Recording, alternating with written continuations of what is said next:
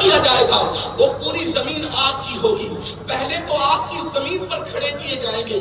اسی پر تصور کر لیں, اسی پر غور کر لیں. قیامت کس چیز کا نام ہے؟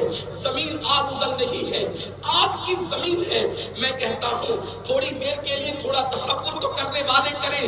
اگر اپنے گھر کے توے پر, توا سمجھتے ہیں, اپنے گھر کے توے پر توا گرم ہونے کے بعد ایک انگلی رکھ کر کے دیکھو, ہم اس توے پر جو اپنے ہاتھ کی جلائی ہوئی آگ, اپنے ہاتھ کی جلائی ہوئی آگ پر جو توا رکھا جاتا ہے اس پر انگلی رکھ کر کے دیکھیں, ہم برداشت نہیں کر سکتے.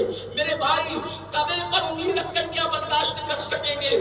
جو گرم چائے برداشت نہ کر سکے, اللہ اکبر, جو گرم لقمہ برداشت نہ کر سکے, اللہ اکبر, وہ گرم توے پر انگلی رکھنا کیا برداشت کرے گا؟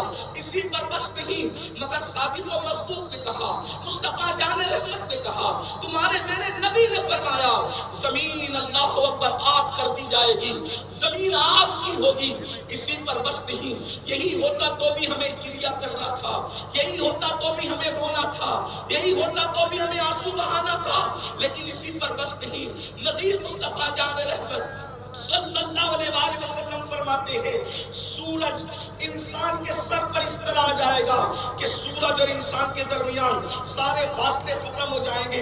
ایک حدیث میں آیا ہے ایک ہاتھ کے برابر, ایک حدیث میں آیا ہے سوا نیزے کے برابر, ایک حدیث میں آیا ہے تیر کے برابر, ایک حدیث میں تو یہاں تک آ گیا قاب قوسین کے برابر, یعنی 2 کمانوں سے بھی کم کا فاصلہ ہوگا سورج اور انسان کے سر کے درمیان. کھوپڑیاں ابلتی ہوں گی, بھیجے ابلتے ہوں گے, اس طریقے سے جیسے چولہے پہ رکھی ہوئی ہانڈی کے اندر پانی کھولتا ہے, اس طریقے سے انسان کے سر میں بھیجا کھولتا ہوگا.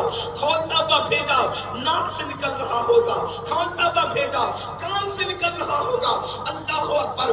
یہاں بیٹھے ہوئے نمازی لوگ یہ نہ سوچے کہ میں نمازی ہوں, یہاں بیٹھے ہوئے لوگ یہ نہ سوچے میں روزے دار ہوں, یہاں بیٹھے ہوئے لوگ یہ نہ سوچے میں متقی ہوں, یہاں بیٹھے ہوئے لوگ یہ نہ سوچے میں پرہیزگار ہوں. یہاں ابھی نمازی غیر نمازی, متقی غیر متقی کا کوئی ذکر نہیں ہو رہا ہے, بلکہ آئیے علامہ جلال الدین سیوطی رحمت اللہ تعالیٰ علیہ حضرت کعب احبار کا قول نقل کرتے ہیں کہ کعب احبار نے امیر المومنین, غیظ المنافقین, امام المجاہدین سیدنا فاروق اعظم سے کہا, امیر المومنین, اگر کوئی انسان 70 نبیوں کے برابر بھی اعمال لے کر قیامت کے دن پہنچے گا تو اس کو گارنٹی نہیں ہوگی کہ اس کی نجات ہوگی.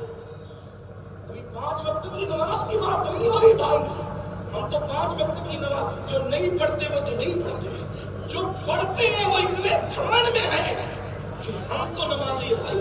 میں کوئی مایوس کرنے نہیں آیا, لیکن وحشت اس کو کہتے ہیں, قیامت اس کو کہتے ہیں.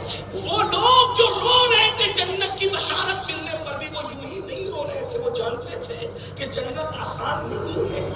آج تو ہم نے جنت کو بہت آسان تصور کیا.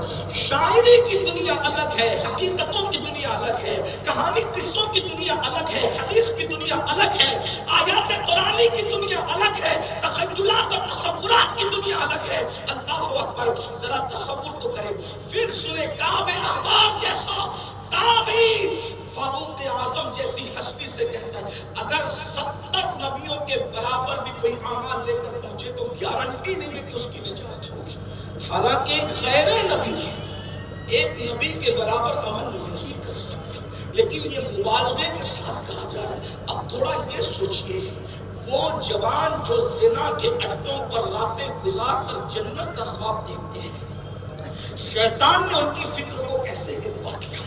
وہ لوگ جو سود کے دھندے کر کے جنت کا خواب دیکھتے ہیں, وہ لوگ جو چہرے مڈا کر کے, داڑیاں مڈا کر رسول اللہ کی سنتوں کو اپنے چہرے سے نکال کر معاذ اللہ ان بالوں کو جو سنت رسول کہلاتے ہیں گٹنوں میں پھٹواتے ہیں, وہ کیسے جنت کا خواب دیکھتے ہیں, ان کی ہمت کیسی ہے. میں آپ کو مایوس بھی کرنے نہیں آیا, میرا مسلک یہی ہے, ایک میں کیا, میرے اسیا کی حقیقت کتنی, مجھ سے سولاق تو کافی ہے, اشارہ تیرا.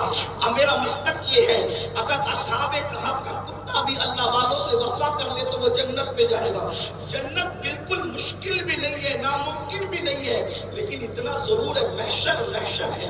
اللہ کے رسول علیہ الصلوۃ والتسلیم کے غلاموں، آئیے گفتگو کو آگے بڑھاتے ہوئے ایک بات میں آپ سے کہنا چاہتا ہوں۔ اللہ اکبر، میری قوم حقیقت سننا ہی نہیں چاہتی، وہ تو بہت آسانی کے ساتھ جنت میں جانا چاہتی ہے۔